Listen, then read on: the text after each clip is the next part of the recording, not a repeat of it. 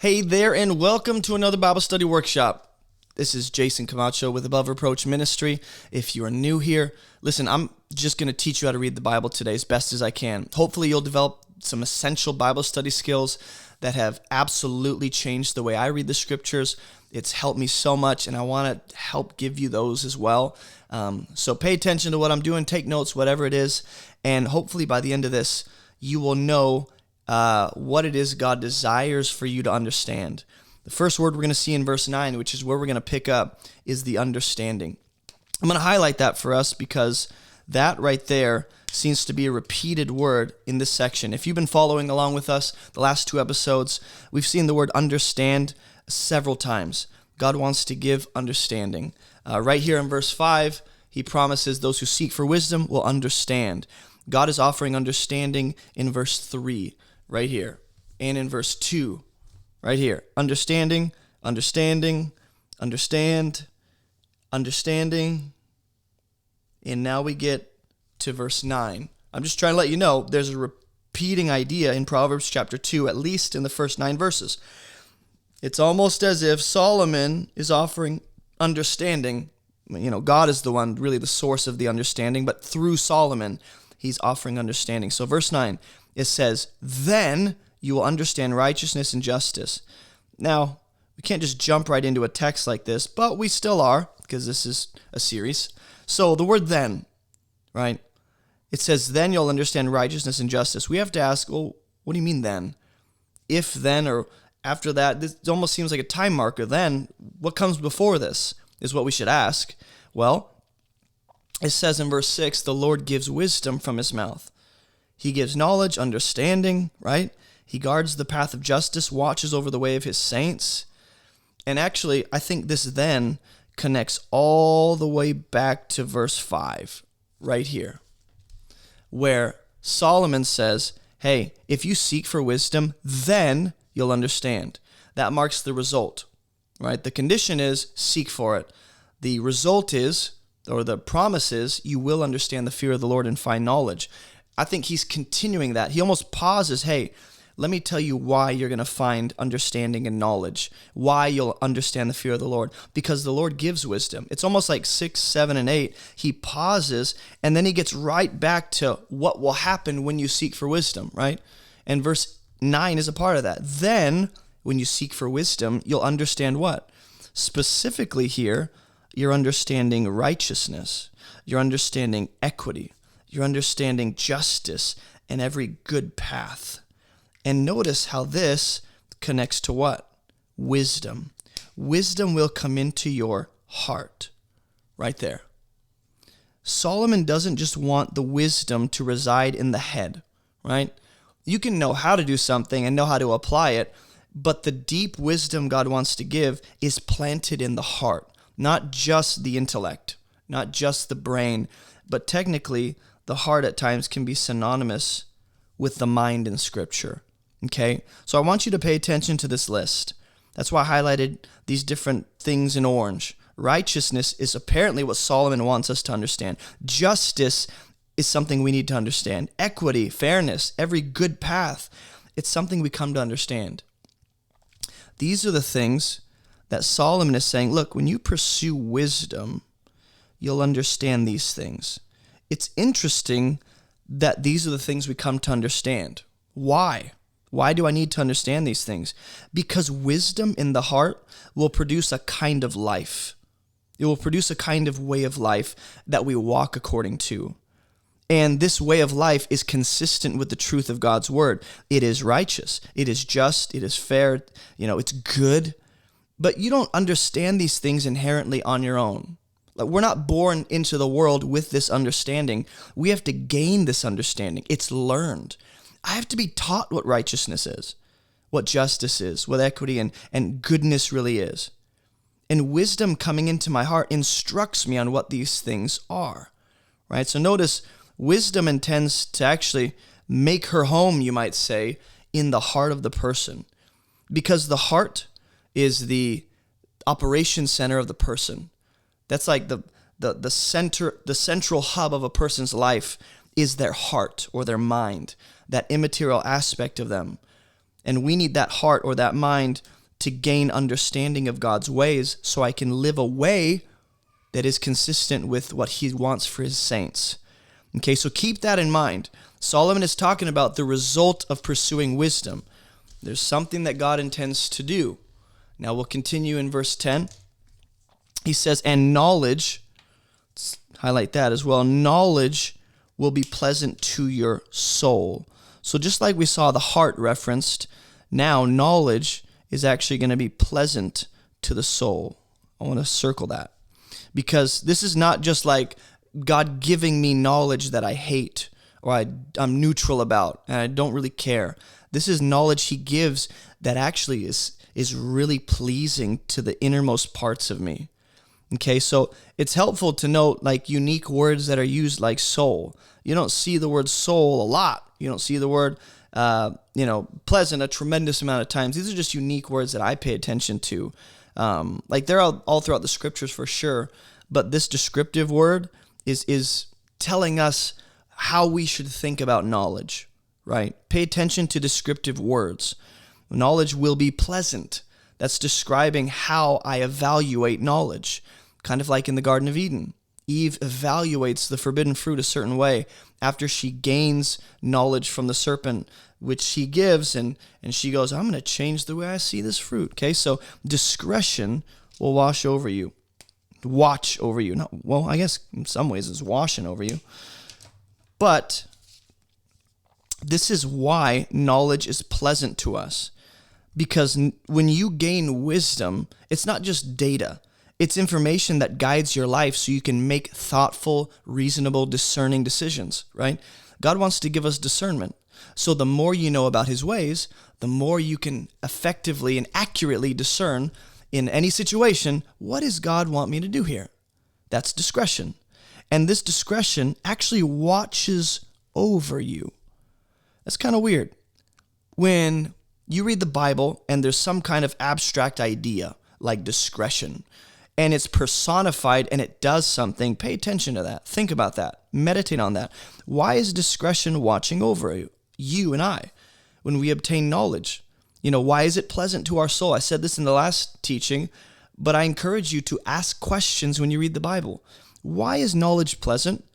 Discretion watches over you. Okay, that answers the question of why it's pleasant to me, because wow, I have someone watching my back now. There's knowledge and wisdom God gives me, acting as a sort of shepherd or a wisdom that help that guides my life. But how does discretion watch over you? Well, let's keep reading, and maybe we'll find the answer. Understanding, and I'm just trying to give you as many helpful, cues as I can. This isn't so much me telling you the data as much as I'm just trying to teach you how to fish, right? I'm not trying to get the fish for you and go, here, eat it. I'm trying to teach you how to fish, to use an analogy. I'm just trying to teach you. I want you to have the skills to read the scriptures for yourselves and not rely on any one person except the Lord to teach you. Okay, understanding guards you. Interesting. So maybe this is going to answer the question of what does it mean that discretion, this logic and reasoning and thoughtful approach to life, discernment, maybe this helps us understand what it means that discernment watches over us, discretion watches over us. Understanding guards you. And that's pleasant to know that I have someone or something that God gives to guard and watch over me. That's really pleasant to me. That's a really big help. Delivering you from the way of evil. Okay, so we're starting to see our answer. It delivers us. In other words, these are just all different aspects of wisdom. They're all connected ideas. Knowledge, wisdom, discernment, understanding. They are distinct from each other, but they're deeply connected. Almost like, I know this won't make logical sense, but as if they're four sides of the same coin. Understanding guards, discretion watches over, knowledge is pleasant, it satisfies. In fact, that's worth taking note of. Something that's pleasant, it satisfies. Right? So maybe that's another action word that knowledge or wisdom is doing. Satisfies, watches over, guards, and now delivers you. And it's telling you what you're being delivered from. From the way of evil. From men of perverted speech. Okay, so wisdom is doing something. Wisdom is effectively watching over us to guard us and deliver us from the way of evil. It's as if wisdom is acting as a guide, as a compass, as more than just a map. He's an actual guide. Wisdom is personified as she in Proverbs, right? But nonetheless, wisdom is helping, keeping us from this, the way of evil, right? So now we know what we're being guarded from. Now we know how wisdom watches over us, or knowledge. Now we know what we're being delivered from. If you want to have your life delivered from the way of evil and a life of evil, get more wisdom. Apparently, you're putting all these different defense mechanisms in place. The more wisdom you have, you're putting more help in place to go, hey, don't go down that path, to help you recognize the way of evil. This is not just avoiding the way of evil. This deliverance involves discretion. So you have to ask, why is discretion involved? I get knowledge, I get understanding. Why discretion? Because if you can't recognize the way of evil, you'll fall into it. Even if you want to avoid it and you're going, deliver me. If you can't recognize evil because you don't know good, then you'll stumble into the way of evil, before it's too late. Or once it's too late, you'll look back and go, how did I get here? It's because you didn't have the discretion to recognize as it was approaching, hey, that looks like the way of evil. Or, hey, that looks like men of perverted speech. Here, at least a subcategory of the way of evil, right? A lifestyle of evil are people, humans, who have perverted speech. What else do they do? In fact, here's what I'm going to do. I'm going to use a different highlighter. Okay, we'll use this. What do? They forsake the path of uprightness, right? They have perverted speech. They walk in the ways of darkness. They rejoice in doing evil. They delight in the perverseness of evil. Their paths are crooked. They're devious in their ways. Okay? So it's sometimes hard to recognize people that we need to avoid, right? People who forsake uprightness, that's not always apparent in the first interaction I have with people, right? People who walk in the ways of darkness, and this darkness here seems to be referring to spiritual more than anything. It's evil, and maybe as a byproduct of that, they're blind.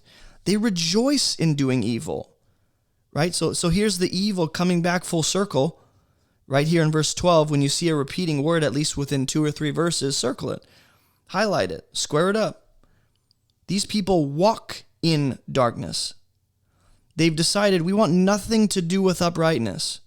We want to walk in darkness. We rejoice in evil. We actually delight in the perverseness of evil, right? There was another word that's synonymous with delighting that was used in verse 10. What is pleasant? So notice, wisdom is pleasant to the upright person.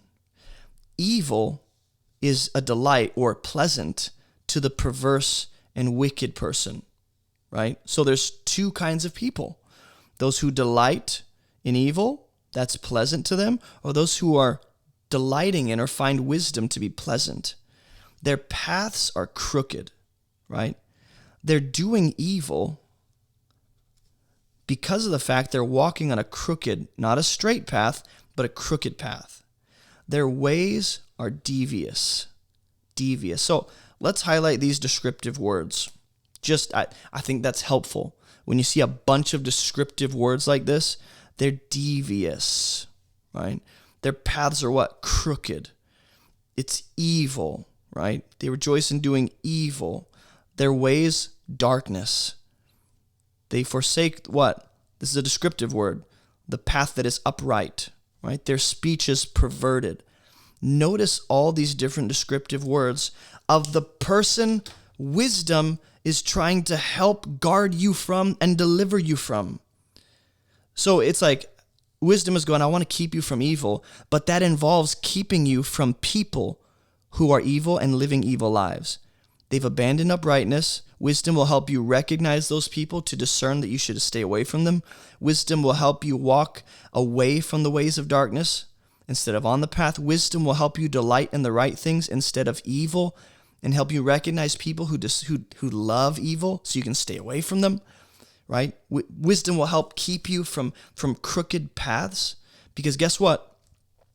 Wisdom and discretion actually end up leading us on the path of righteousness, whereas evil is a completely different path, and their ways are devious. When you notice a bunch of descriptive words, just highlight them. It'll help you understand the kind of person or situation being described, right? So you can draw out the right truth. Wisdom here is watching over, guarding, and delivering us, not just from a way of life, not just from foolishness and evil generally, but from people who are living out these evil ways. Wisdom will give you the ability to discern. These people are probably not people I want to hang out with and let into my inner circle, whether they're coworkers, whether they're even close family members, whether they're people that you went to school with, childhood friends. The more you become wise, the more you gain knowledge and understanding, you'll have discretion in order to avoid evil. So at the end of this, wisdom wants to keep you from the evil ways of people, right? And the evil ways of just the enemy in general. The more wisdom you have, the more you can avoid these evil ways. I hope this Bible study workshop was helpful, this tutorial, whatever you want to call it. I pray that this was a blessing to you.